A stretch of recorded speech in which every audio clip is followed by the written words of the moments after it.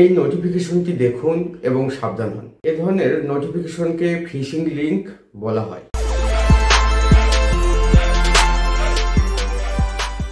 আসসালামু আলাইকুম, কেমন আছেন? এই নোটিফিকেশনটি অথবা লিংকটি হ্যাকাররা পাঠিয়েছে এবং আপনি যদি ভুল করে এই লিংকে ক্লিক করেন তাহলে আপনার স্বপ্নের পেজ অথবা প্রোফাইলটি হ্যাক হয়ে যাবে। এবং এ ধরনের নোটিফিকেশন আসলে আপনাকে অবশ্যই সাবধানতার সহিত কাজ করতে হবে। কোনোভাবেই এই লিংক অথবা নোটিফিকেশনে ক্লিক করা যাবে না এবং ভুল করে যদি ক্লিক করে ফেলেন তাহলে আপনার স্বপ্নের পেজ অথবা প্রোফাইলটি আপনার কাছ থেকে চলে যাবে এবং এটাকে আপনি কোনোভাবেই আর রিকভার করতে পারবেন না। আর এ ধরনের নোটিফিকেশন আসার পর আপনি কোন 4টি কাজ করলে যে এই নোটিফিকেশনটা ভুয়া সেটা বুঝতে পারবেন, তা এই ভিডিওর মাধ্যমে আমি বুঝিয়ে দেব। এবং এটি দেখানোর জন্য আমি চলে যাচ্ছি আমার ফেসবুক স্ক্রিনে এবং একটি স্ক্রিন শেয়ারের মাধ্যমে আমি এই ব্যাপারটি আপনাদের সামনে তুলে ধরছি। আমরা চলে আসলাম আমাদের ফেসবুক অ্যাপসে। ফেসবুক অ্যাপসে আসার পর আপনি এই যে এখানে যে আপনার প্রোফাইল আইকনটা আছে,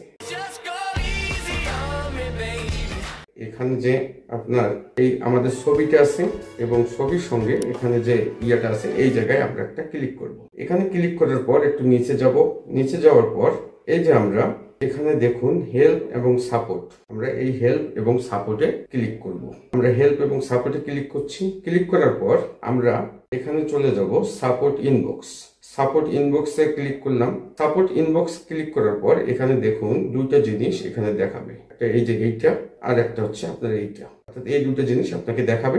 আপনি প্রথমে ইওর অ্যালার্টসে যাবেন এবং ইওর অ্যালার্টসে যখন যাবেন তখন আপনি দেখেন এখানে নো ভায়োলেশন লেখা হচ্ছে, তার মানে আপনার যে নোটিফিকেশনটা আসছে এটা একটা ভুয়া নোটিফিকেশন।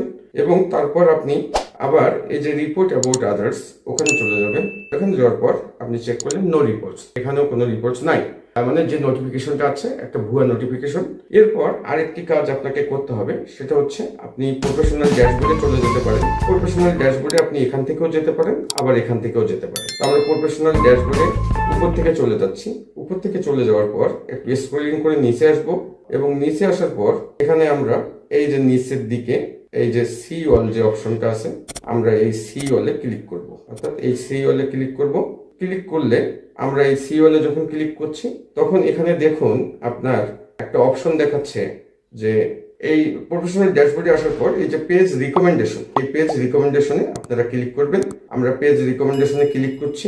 ক্লিক করার পর দেখুন যে এখানে আপনার এই যে লেখাটা, we are helping you grow your audience because pages like yours bring people together, your page is now in list where you will suggest pages to new people, যে আপনার পেজটা রিকমেন্ডেবল আছে এখন পর্যন্ত। তারপর আপনি এখানে এই যে আরেকটা অপশন নিচে আপনি দেখুন এখানে যে অপশনটা আছে পেজ স্ট্যাটাস, এই পেজ স্ট্যাটাসে আপনি এখানে ক্লিক করবেন। পেজ স্ট্যাটাসে ক্লিক করার পর আপনি দেখেন এখানে এই যে আপনার এখানে ব্লু টিক, এখানে এই যে ব্লু টিক, তারপর হচ্ছে এবং এই যে আপনার এখানে হচ্ছে অ্যাক্টিভ, এই যে এই জিনিস এখানেও কিন্তু আপনার দেখা যাচ্ছে সব ঠিকঠাক আছে। আরেকটা জিনিস আমরা এখান থেকে দেখব, আমরা এখন চলে যাব যে মনিটাইজেশনে। আমরা এখান থেকে ব্যাক করছি, ব্যাক করে আমরা মনিটাইজেশনে চলে যাচ্ছি এবং মনিটাইজেশনে যাওয়ার পর আপনি এখানে দেখুন your page is earning money, তার মানে এখানেও আমাদের ঠিক আছে। এই 5টা জায়গায় যদি আপনাদের এই ধরনের নোটিফিকেশন আসে, আমি যে প্রসেসটা দেখাই দিলাম পেজ চেক করার,